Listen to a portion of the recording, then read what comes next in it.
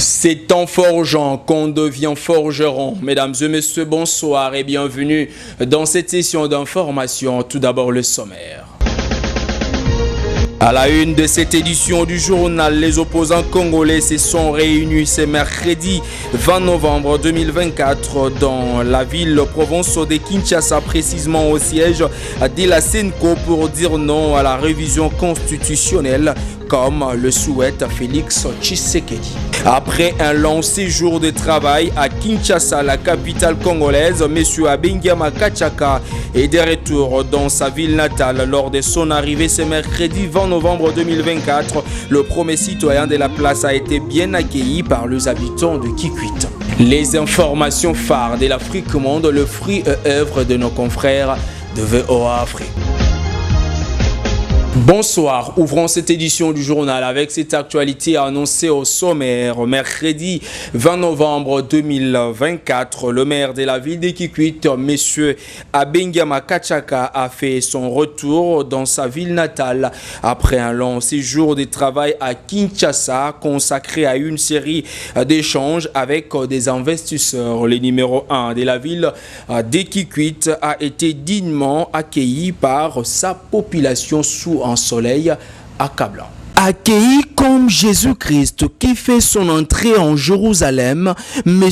Abengiama Kachaka, premier citoyen de la ville de Kikwit, est de retour dans sa ville natale après un long séjour de travail à Kinshasa, la capitale congolaise, où il a eu plusieurs discussions avec les différents investisseurs pour le bien de Kikwit. Sur la place monument de Kazamba, l'homme fort d'Ikwilou a vu son cortège être arrêté par une foule immense, lui obligeant de descendre pour recevoir les honneurs lui réservés par la notabilité.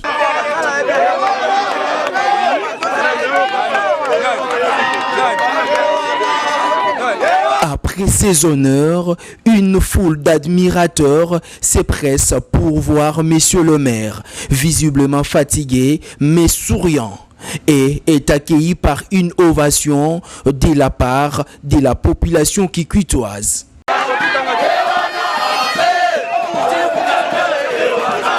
Du monument de Kazamba en passant par la maison communale de Lukemi sur le boulevard Mobutu pour chuter au siège social de l'IDPS Kikwit où il a communié avec sa population. M. Abengiama Kachaka a fait les pieds, signe de champion.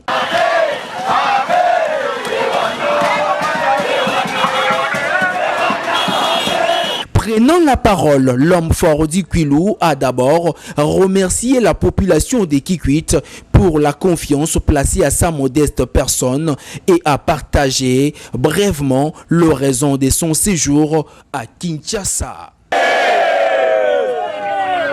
Merci mingi na bampangi nyonso membo na beno na kiese mingi ya beme ilika samu na kuyamba munu mundi makafe nde bubu yai na kwisa na mono elunga kuyamba munu mutindu yai yome surprendre munu na kumona nde mume kuma na nzila me boge binga munu nde population ge ilama na kuyambange ifonge kwisa nsal boge yambange.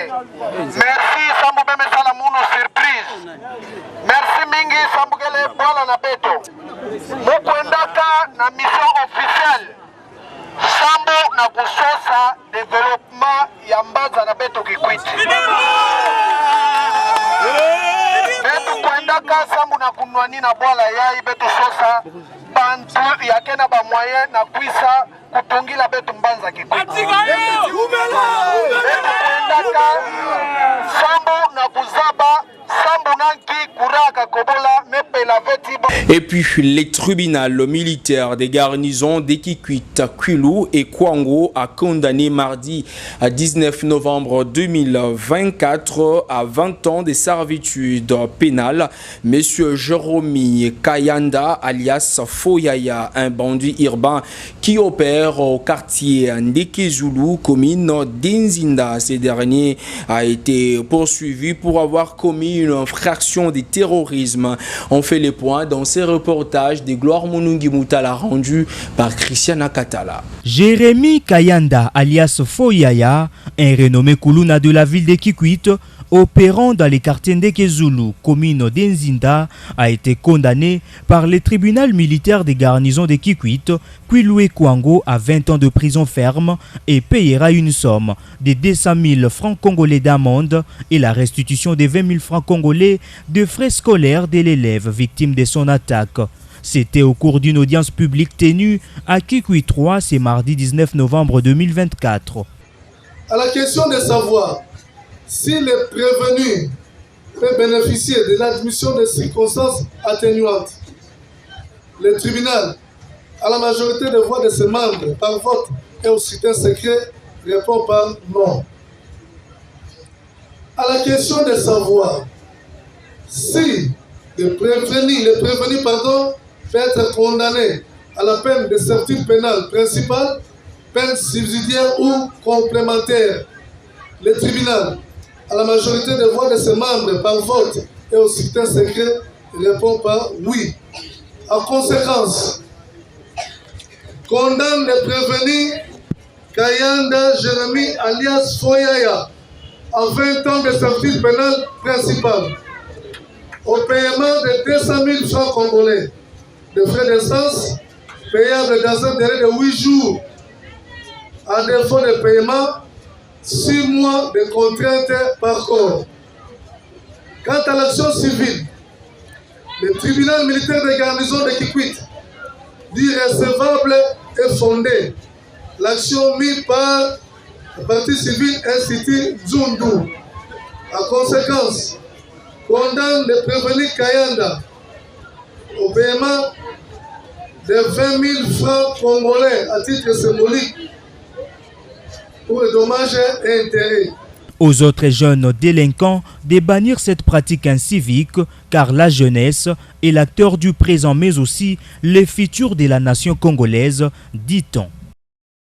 Je le disais à l'entrée de cette édition du journal, la dossier revision ou changement de la Constitution. Dans une déclaration commune de l'opposition congolaise faite ce mercredi 20 novembre 2024 à Kinshasa, plus précisément au siège de la CENCO, les leaders du FCC, l'Amouka, Ensemble et autres formations politiques membres de l'opposition congolaise ont déclaré qu'aucune disposition de la Constitution empêche le président Félix Tshisekedi et ses hommes d'améliorer les conditions sociales du peuple congolais et promet de mettre toutes les stratégies en marche pour barrer la route à M. Tshisekedi sur sa vision de changer ou reviser la constitution congolaise.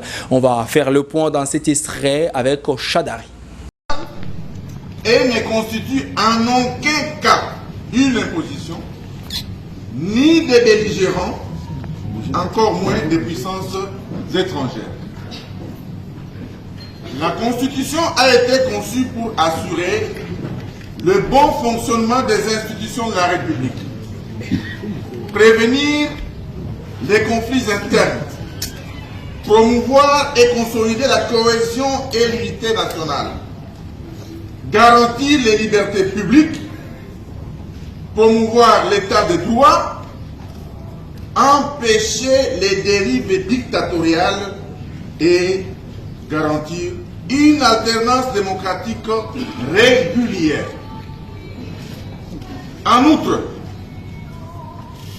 il n'y a rien de plus faux que l'affirmation de M. Félix Tshilombo déclarant à Lubumbashi que l'article 217 serait responsable de l'occupation de nos terres par des étrangers.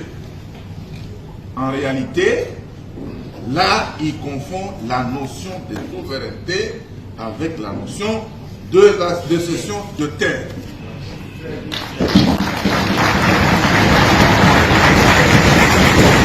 Aujourd'hui, de rappeler que dans notre pays, selon l'article 214, alinéa 2 de la Constitution, aucun millimètre, je dis bien aucun millimètre du territoire national ne peut être cédé à quiconque sans l'accord préalable du peuple congolais consulté par référendum.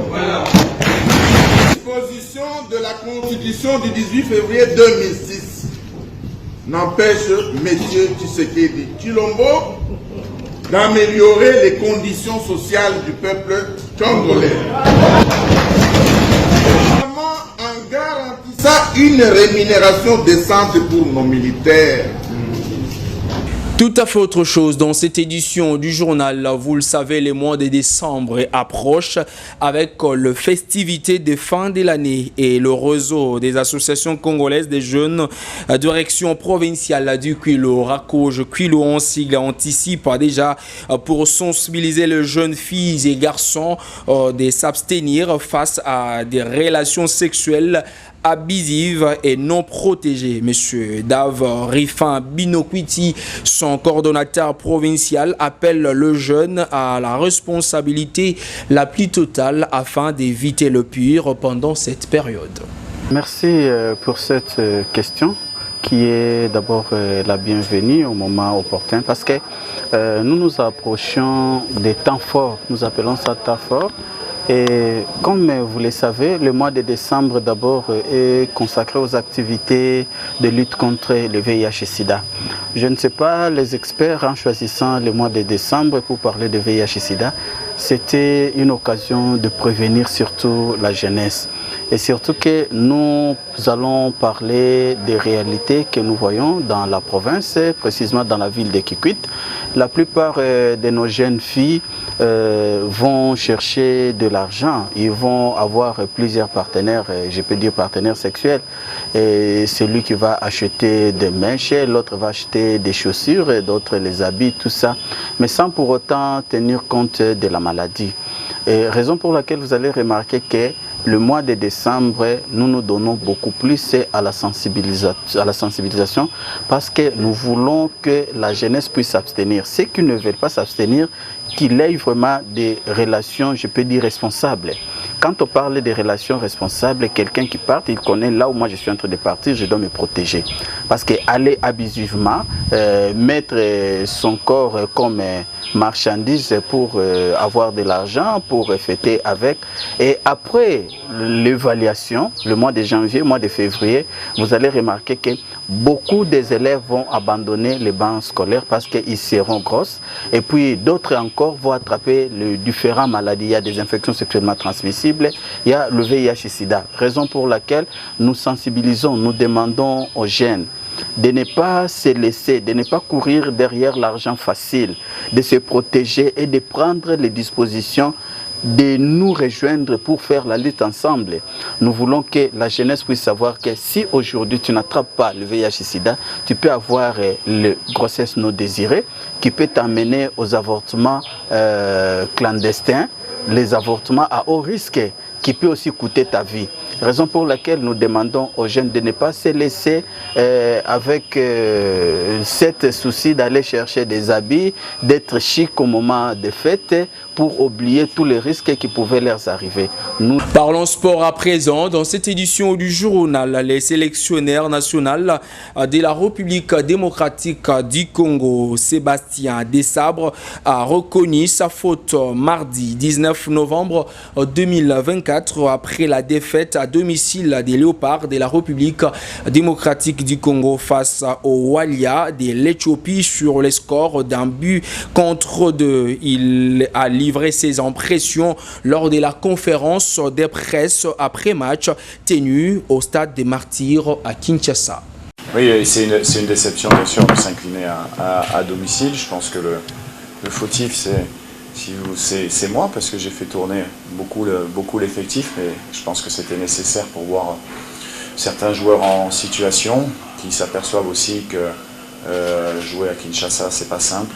On a donné du temps de jeu à nos trois attaquants et malheureusement on n'a pas marqué, mais c'est pas simplement les attaquants, c'est l'ensemble de l'équipe. Moi en tant qu'entraîneur, c'est ce que j'analyse, c'est la découverte de certains joueurs. Comme vous l'avez souligné, il y avait Kioso, Mboukou, Mouko, Sadiki, il y en a certains, Kabouit également qui a fait sa rentrée. Donc c'est pas tous les jours qu'un sélectionneur peut se permettre de donner les premières sélections. Bien sûr que tout le monde est déçu par la défaite, et moi le premier, moi j'aime pas perdre. J'étais très énervé à la fin du match parce que ce sentiment de défaite, il doit être... Voilà, on n'aime pas perdre. Il ne faut pas se cacher derrière la défaite, il faut simplement dire que je pense que le fait d'avoir tourné beaucoup de joueurs, forcément n'a pas aidé, mais je pense sincèrement que c'est nécessaire pour la prochaine mission qu'on a en mars. C'était la seule occasion de le faire. Et bien sûr, j'en porte la responsabilité. J'avais décidé de revoir Lionel après sa blessure. Il fait des bons matchs à Rodez, il participe à la bonne marche de son... Face à présent aux actualités phares de l'Afrique au monde, les fruits et œuvres de nos confrères de VOA Afrique. Le parti au pouvoir au Sénégal se dirige vers une majorité parlementaire écrasante. Le président et le premier ministre sénégalais demandaient cela pour appliquer leur agenda de rupture et de justice sociale. La Cour pénale internationale a condamné à 10 ans d'emprisonnement un djihadiste, ancien chef de la police islamique de Tombouctou au Mali. Al-Hassan Hadj Mahmoud a été reconnu coupable de crimes de guerre et crimes contre l'humanité. Une attaque des paramilitaires des forces de soutien rapide FSR lancée mardi soir a fait 40 morts dans l'état d'Al Jazira dans le centre du Soudan. L'opposant ougandais Kizza Besigye a comparu ce mercredi devant une cour martiale à Kampala, a annoncé son avocat, quelques heures après que son épouse, qui est directrice de l'ONU-SIDA, a affirmé qu'elle avait été kidnappée samedi au Kenya. Ça sera tout pour cette édition du journal, mais avant de nous séparer, je vous propose d'abord de suivre les rappels des principaux titres. À la une de cette édition du journal, les opposants congolais se sont réunis ce mercredi 20 novembre 2024 dans la ville-province de Kinshasa, précisément au siège de la SENCO, pour dire non à la révision constitutionnelle comme le souhaite Félix Tshisekedi. Après un long séjour de travail à Kinshasa, la capitale congolaise, M. Abengiama Kachaka est de retour dans sa ville natale. Lors de son arrivée ce mercredi 20 novembre 2024, le premier citoyen de la place a été bien accueilli par les habitants de Kikwit. Les informations phares de l'Afrique monde, le fruit et œuvre de nos confrères de VOA Afrique. Les bonnes choses ne dire jamais, mesdames et messieurs. Merci, ça sera tout pour cette édition du journal.